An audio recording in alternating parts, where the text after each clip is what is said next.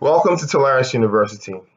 In this video, we'll be showing you how to enroll a new user on the XPressEntry desktop application. Now, we assume in this video that you have XPressEntry installed, which you see in the middle of my screen, and that you have your handheld connected. I'll be using that to demonstrate this feature, which you see on the right-hand side of my screen. Now, to enroll a user, all you need to do is to access the XPressEntry desktop application. Go into Add Edit Info tab, which you see here, and click Add New at the bottom of the screen, which you see here, and fill out the details of the employee or visitor you want to add. In this case, I'll be adding John Doe.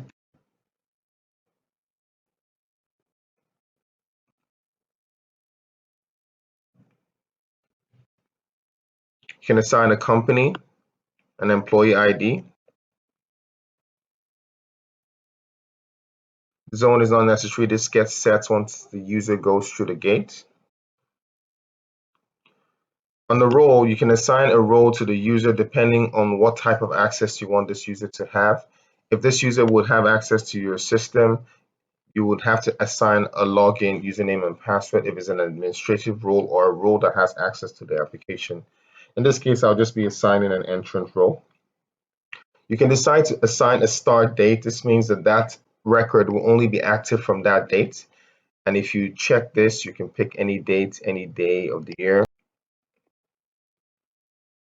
I can pick today, tomorrow, or you can just ignore.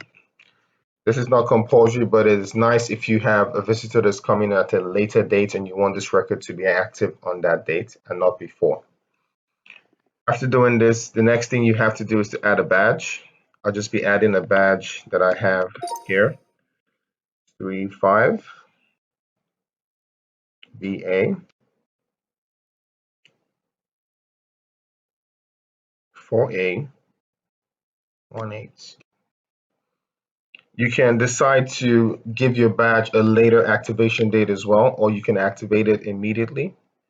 And you can set an expiry date. This means the badge will only be active until that date. Now, in this case, I'll just ignore the expiry date.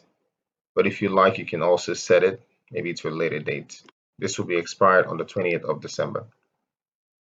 You can assign a badge type. This will be useful if you want to filter your badges.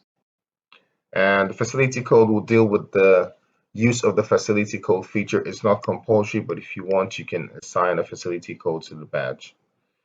On the PIN, we'll also describe the use of the PIN feature on the XPressEntry application. But if you like to assign a PIN to this user, you can do so. This will be used if the user wants to use a PIN to go in through the gates. You can also exempt the user from using PINs on the XPressEntry application when they're coming through the gates. And once you've filled out all the fields, you can click OK. Now, the next thing to do is to capture a picture. You can either capture a picture from your webcam. If you have a desk where you enroll visitors or employees, you can just capture it directly from webcam, or you can select an existing picture, maybe one sent to you via email from the employee. I'll just select one here. You can decide to crop this and make it a bit nicer. If you want to zoom in the picture, crop it a bit. This is possible. Click accept. And the next thing to do is to grant permission to this user. And this is done on the permissions tab you see here. Now, there are three ways you can grant permissions on the XPressEntry application. You can either assign to a group. A group has doors and zones within it. It's a better way to assign access to your facility. Or you can assign directly to a zone, or you can add a time zone, which means the employee will only have access to a specific time frame. We will deal with this in a different video. So for now, I'll just give this employee full access to the system. Click add user to group to add that user. And you see it here that this user now has access to all the zones. There are other places you can add details. You can add phone number, email address, and so many other things to this record. And if you do not have all the things that you want to add here, you can also employ the UDF side of the application. The UDF is customizable, so you can set whatever you want to put here. We will deal with this in detail in a different video.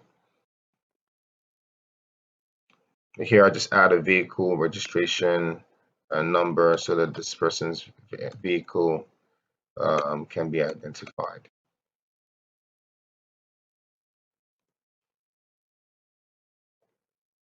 After that, all you need to do is to hit save.